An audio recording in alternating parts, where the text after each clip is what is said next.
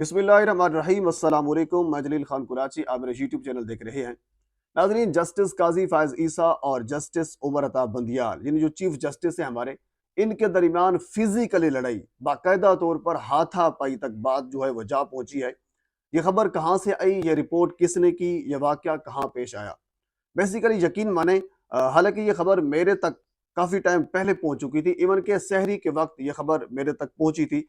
लेकिन मैंने तब से लेकर अब तक, या अब तो मेरे ख्याल में तो कोई 5-6 घंटे गुजर चुके हैं, मैंने इस खबर को रिपोर्ट नहीं किया। क्यों नहीं किया? इस वजह से ताकि इसकी जो क्लैरिफिकेशन है वो हो जाए, इसकी अथेंटिसिटी का पता चल सके कि क्या ये खबर वाकई दुरुस्त है, क्या जो खबर जो रिपोर्ट की जा रही है, क्या वाकया इस तरह हुआ है या नहीं हुआ।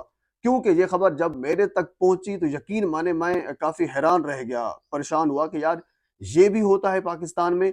तो मुझे यकीन माने मेरे ज़हन में एक चीज़ तो उसी वक़्त आई कि आज के बाद हम ये नहीं कह सकते किसी अनपढ़ को, किसी रिक्शे वाले को, किसी गधा गाड़ी वाले को, ये हम नहीं कह सकते कि आप आपस में ना लड़ें, मामला आइन और कानून के मुताबिक हल करें, मामले को अदालत में लेकर जाएँ। पाकिस्तानी एक रियासत है, रियासत के अंदर कानून होते हैं, असूल व ज़वाबित होते हैं, तो आप ऐसा-ऐसा करें। मेरे ख़्याल में आज के बाद हम ये किसी अनपढ़ को या किसी दूसरे को ये नहीं कह सकते कि हुज़ूर वाला आप लड़ाई रोड पर ना लड़ें, हाथापाई ना करें, आप मामले को अफ़हाम व तफ़हीम के साथ कानून के मुताबिक हल करें। ये मेरे ख़्याल में आज के बाद हमारे पास ये जवाब नहीं रह जाता। उसकी वजह ये है कि एक खबर रिपोर्ट हुई। मैं आपको उस बंदे का नाम भी बताऊँगा जिसने ये खबर रिपोर्ट दी है, जिसने ये खबर दी है, और साथ पहले आपको वो खबर बता देता हूँ कि खबर बेसिकली है क्या, ये लड़ी कहाँ हुई। जजेस कॉलोनी आप जानते होंगे कि जिसमें तमाम जो सुप्रीम कोर्ट के जजेस हैं वो रहते हैं। एक प्राइम लोकेशन पे है। सुप्रीम कोर्ट के जजेस, ज़ाहिर सी बात है उनकी सिक्योरिटी होती है। बड़े लोग हैं, ज़ाहिर है उनका एक अपना माहौल होता है। जब चहलकदमी करते होंगे, इकट्ठे होते होंगे, ज़ाहिर सी बात है सारे कुलीग हैं, बातचीत होती होगी, केसेस के मुतल्लिक बातचीत होती होगी, पाकिस्तानी सियासत या बाकी चीज़ों के मुतल्लिक बातचीत होती होगी, ये चीज़ तो कन्फर्म है। चलो अब हम उस खबर पर आ जाते हैं, उस रिपोर्ट पर आ जाते हैं। जो हमारे जो जर्नलिस्ट हैं, जो सीनियर जर्नलिस्ट हैं, उन्होंने जो खबर रिपोर्ट की है वो मन्नुआन मैं आपके सामने रखता हूँ, और उसके बाद फिर कुछ बातें आपकी खिदमत में मैं अर्ज करूंगा। वो लिखते हैं कि जस्टिस काजी फायज ईसा ने चीफ जस्टिस से बदतमीजी की कोशिश की। यानी जिस रिपोर्ट में जो लिखा गया है कि जस्टिस काजी फायज ईसा की जानिब से चीफ जस्टिस से बदतमीजी की कोशिश की। अच्छा, जजेस कॉलोनी में वाक के दौरान एक नाखुशगवार वाकया पेश आया। अच्छा, ये चीज़ अभी कंफर्म नहीं हुई कि ये यानी अफ्तारी के बाद की वाक थी या फिर तरावी के बाद की वाक थी, क्योंकि कुछ लोग जब अफ्तार करते हैं, अफ्तारी के बाद फिर वाक करते हैं, और इसी तरह कुछ लोग तरावी के बाद भी वाक करते हैं। अगर शहर की बात की जाए, सिटी की बात की जाए, तो शहरों में लोग ज़ाहिर सी बात है काफ़ी लेट सोते हैं। तो जो मुझे लगता है ये तरावी के बाद की बात होगी। अगर ये गाँव की बात होती तो गाँव वाले लोग जो है जल्दी सो जाते हैं, तो फिर हम ये कंसीडर कर लेते कि हो सकता है कि ये अफ्तारी के बाद की वाक हो। तो बहरहाल इसमें ये कोट किया गया है, वो यही किया गया है कि वाक के दौरान एक नाखुशगवार वाकया पेश आया जब काजी फायज ईसा ने अपनी छड़ी से चीफ जस्टिस पर हमले की कोशिश की। अपनी छड़ी से, यानी छड़ी उन्होंने उठाई हुई थी, वहां से उठाई। क्या हो गया? अब ज़ाहिर सी बात है वहीं कोई ढेर तो नहीं लगा होगा, अंडरस्टूड है उन्होंने एक छड़ी उठाई होगी।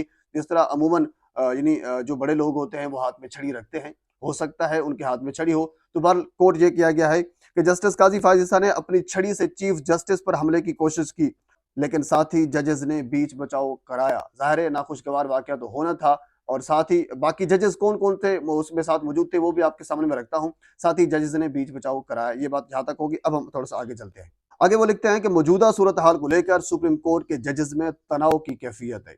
बिल्कुल मौजूदा सूरत हाल आपके सामने है। सुप्रीम कोर्ट में वाज़ेह जो है वो डिवाइड मौजूद है। जबकि एक साइड पर 8 लोग मौजूद हैं, दूसरी साइड पर 7 लोग मौजूद हैं। अच्छा, एक चीज़ यहाँ मैं ये भी रख दूँ कि अभी तक जो पीडीएम की हुकूमत थी या मौजूदा हुकूमत है, वो ये कहती थी कि फुल कोर्ट बनना चाहिए।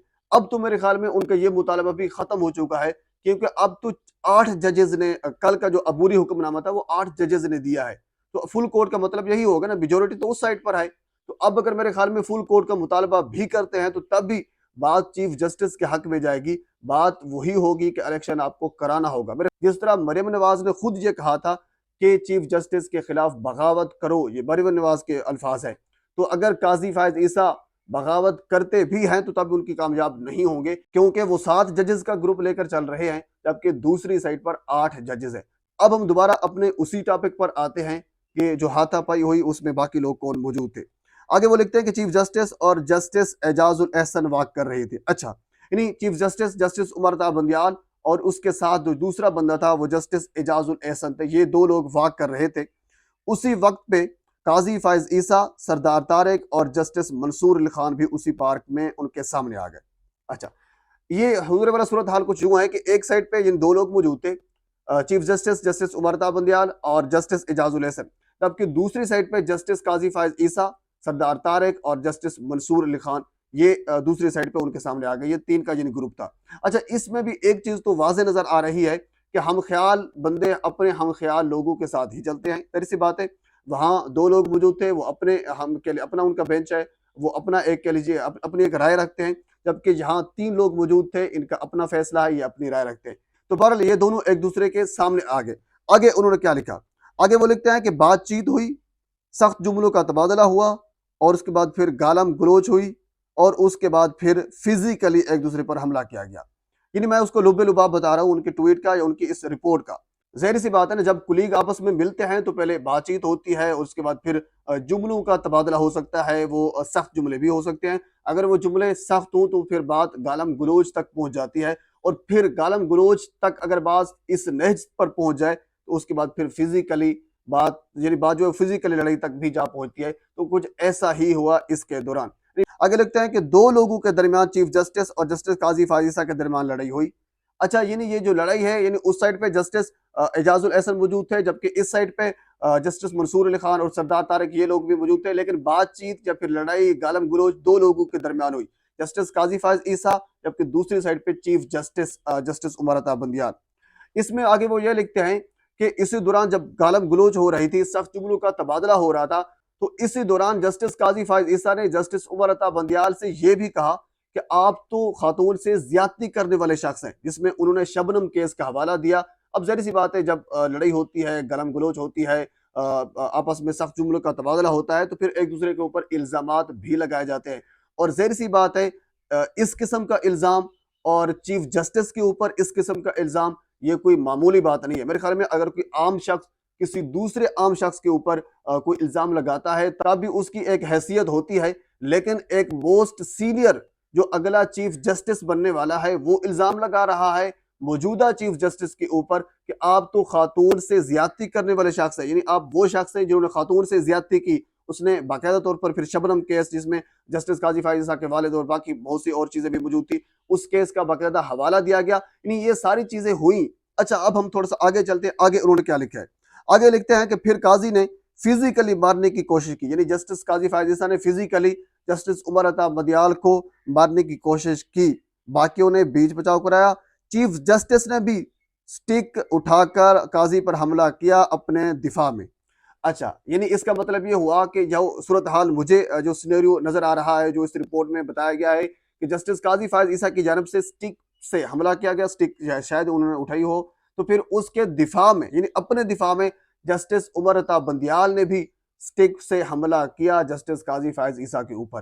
हुजूर वाला, ये इंतहाई नाखुशगवार वाकया है, इंतहाई हैरान करने वाला, परेशान कर देने वाला वाकया है। अगर हमारे चीफ जस्टिस साहब और मोस्ट सीनियर जजेस के दरमियान जजेस कॉलोनी में इस किस्म का वाकया पेश हो सकता है, तो जिस तरह मैंने शुरू में आपसे कहा, तो फिर हम किसी आम शख्स को ये नहीं कह सकते कि हुजूर वाला मसला आइन और कानून के मुताबिक हल करें, कानून को अपने हाथ में ना लें। तो जहाँ जैसी बात है, एक जजेस कॉलोनी है, वहाँ सिक्योरिटी भी होती है, तो एक जज अपने कुलीग जज से महफूज नहीं है, कि इतना महफूज नहीं है कि वो चहलकदमी नहीं कर सकता, इतना महफूज नहीं है कि वो अपने घर से बाहर नहीं जा सकता, जहां सिक्योरिटी गार्ड भी मौजूद है, कैमरे भी ज़ाहिर सी बातें मौजूद होंगी, ये सारी चीजें मौजूद होगी, तो फिर मुल्क का तो अल्लाह ही हाफिज है। तो फिर हम आम शख्स से, आम बंदे से क्या तवक्को करेंगे कि क्या वो मसला अपना जो है वो रोड से उठाकर, अपने गांव से उठाकर उसको अदालत में ले जाएगा इंसाफ के लिए? तो मेरे ख्याल में फिर ये मैसेज जो है ये गलत जाएगा। अगर फैसला है वो अदालत से करवाएं, क्योंकि जो अदालत के बड़े हैं उनका काम आपके सामने है। अच्छा, अब हम आ जाते हैं उस शख्स के ऊपर जिस शख्स ने यह खबर रिपोर्ट की है। हुजूर वाला, उस शख्स का नाम है नसीम सिद्दीकी। नसीम सिद्दीकी ने ये ट्वीट किए हैं और ये ट्वीट सहरी से पहले के ट्वीट थे। नसीम सिद्दीकी अच्छे जर्नलिस्ट हैं, उनकी जानब से ये ट्वीट किए गए हैं और उनकी जानब से ये खबर ब्रेक की गई है। ये खबर जूं की तू मैंने आपके सामने रख दी है। अल्लाह ना करे इस किस्म का वाकया हुआ हो, मैं ये समझता हूँ, या मैं कह लीजिए कि बल्कि समझता नहीं, मेरी ये ख्वाहिश है कि ये वाक़या झूठा हो, ये खबर झूठी हो, ये खबर गलत हो, फेक हो, नसीम सिद्दीकी साहब से गलती हो गई हो। बहरहाल ऐसा नहीं होना चाहिए। अगर ये हुआ तो इंतहाई अफसोसनाक है। इस किस्म की मज़ीद डेवलपमेंट के लिए अगर ऐसा हुआ है तो इंतहाई अफसोसनाक है और इंतहाई शर्मनाक है। पाकिस्तानी सियासी मंजरनामे में मज़ीद जो भी डेवलपमेंट आती है, मैं बर वक़्त आप तक पहुँचाने की कोशिश करूँगा। एक मरतबा फिर आपसे गुज़ारिश है, मेरे चैनल को सब्सक्राइब कर दें ताकि आने वाली हर इन्फॉर्मेटिव वीडियो आप तक पहुँच सके। अल्लाह हाफ़िज़।